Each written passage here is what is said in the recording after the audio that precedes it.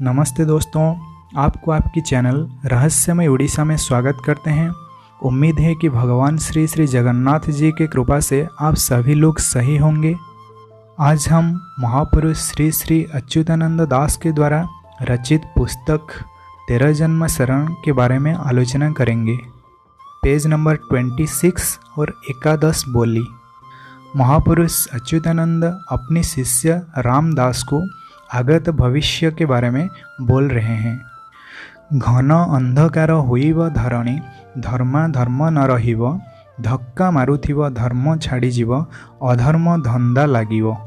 इस पंक्ति में महापुरुष श्री श्री अच्युतानंद जी अपने शिष्य रामदास को कह रहे हैं कि हे राम, तुम ये बात अति ध्यानपूर्वक सुनो कि आने वाले समय में इस धरती पे अंधकार छा जाएगा। और क्या होगा? इस धरती में धर्म और अधर्म, इन दोनों के बीच में झगड़ा होगा, लड़ाई होगा। धर्म और ज्ञान नामक कोई चीज़ नहीं रहेगा और अधर्म के प्रभाव से इस पूरे धरती पर अंधकार छा जाएगा। फिर महापुरुष कह रहे हैं, धक्का मारुथिव धर्म छाड़ी जीव, अधर्म धंधा लागिव। इसका मतलब पूरे विश्व में अधर्म का राजत्व होगा, अधर्म का काया विस्तार होगा और अधर्म धर्म को धक्का मार के निकल देगा।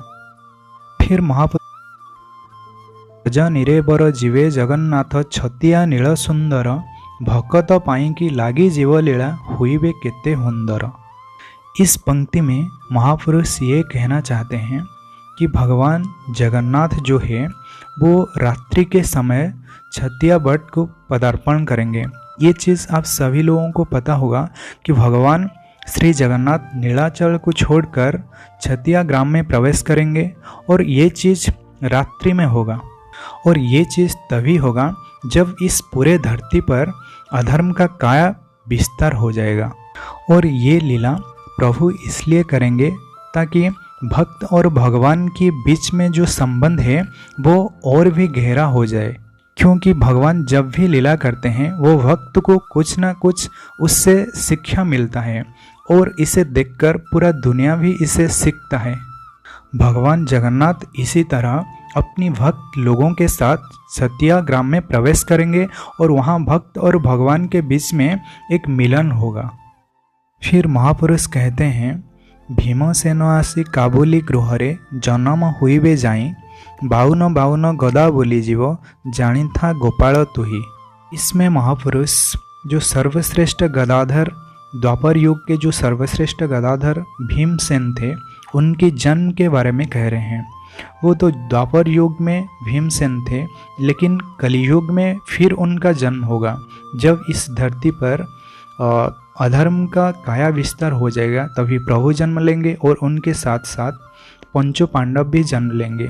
और उसी भीमसेन के बारे में यहाँ महापुरुष श्री अच्युतानंद जी कह रहे हैं।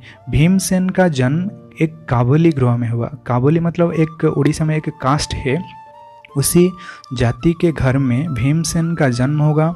और वो इसी जन्म में भी उसी गदा को लेकर, गदा को धारण करके पापियों का संहार करेंगे। इसके बारे में महापुरुष कहते हैं। फिर महापुरुष पितामह भीष्म के जन्म के बारे में कह रहे हैं। भीष्म जन्म हेवे चंद्रभागा कूले, कैवर्त कूलरे जाई, निशा काले ब्रह्म विद्या को साधिवे, म्लेच्छ को नासिवे पाई। इसका मतलब जो पितामह भीष्म थे, महाभारत युग के, द्वापर युग के जो सर्वश्रेष्ठ योद्धा थे, जिनको इच्छा मृत्यु की वरदान थी, उनके बारे में महापुरुष श्री श्री अच्युतानंद जी कह रहे हैं कि उनका जन्म कहाँ होगा? उनका जन्म चंद्रभागा के पास में ही होगा। और उनका जन्म कौन सा कोल में होगा? कैवर्त कोल में होगा। और वो रात को ब्रह्म विद्या को साधन करेंगे, क्योंकि उन्हें ये पता होगा कि जो आने वाला समय है, आने वाले समय में एक बहुत बड़ा युद्ध होगा जो कि महाभारत युद्ध जैसे होगा, जो कि द्वापर युग में हुआ था। इसलिए वो इसी युद्ध को लड़ने के लिए उनके पास कुछ दैवीय अस्त्र होना चाहिए।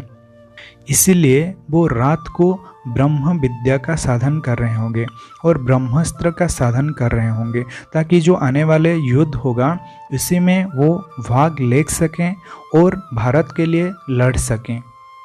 फिर महापुरुष कह रहे हैं, अज्ञान पराये तांक संगे आंभे रही रामचंडी पास, मंत्र उपदेश शिक्षा करुथिबु रही परा एक मास।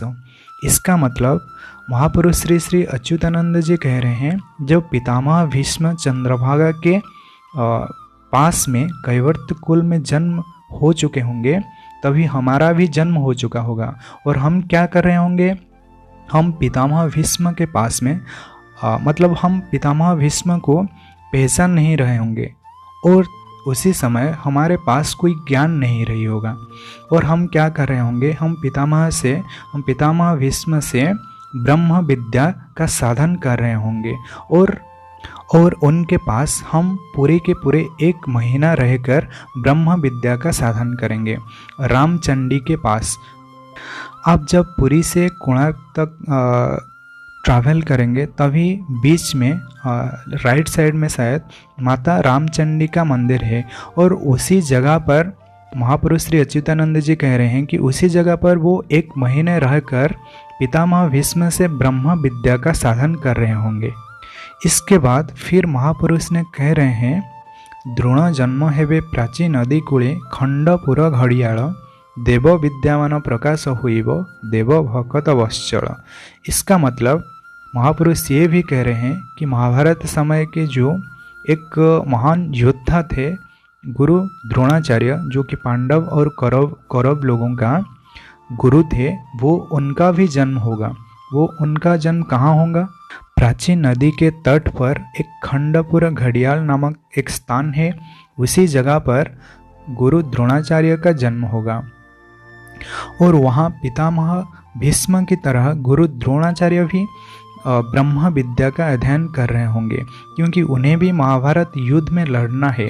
क्योंकि द्वापर युग में जब महाभारत युद्ध हो रहा था तभी पितामह भीष्म और गुरु द्रोणाचार्य अपनी सामर्थ्य के अनुसार नहीं लड़ पाए थे, क्योंकि भगवान कृष्ण की माया से वो बिल्कुल युद्ध नहीं कर पा रहे थे और उनकी जो इच्छा था, उनकी जो तमन्ना थी, उसे भगवान कृष्ण ने कहते कि तुम्हारा इस इच्छा को मैं कलियुग में अवश्य पूर्ण करूँगा। इसके बाद फिर महापुरुष कह रहे हैं, सिंधु सुरपुर नुआ पाटणार जहीं वीरसिंह गादी, अलेख बाईंक लीला प्रकाशिब एवाणी अटे प्रसिद्धि। इस पंक्ति में महापुरुष अलेख बाई उनकी लीलाओं का प्रचार और प्रसार के बारे में बोल रहे हैं। इसके बाद फिर महापुरुष कह रहे हैं, सांब जन्म हेब भार्गवी तीरे बक्षर ग्राम जाई, गुरु बिना नर न होई पार सुणरे ब्रज तनई। इसमें महापुरुष श्री श्री अच्युतानंद जी कह रहे हैं कि द्वापर युग में जो भगवान श्री कृष्ण के पुत्र थे सांब जी, उनका जन्म भी होगा।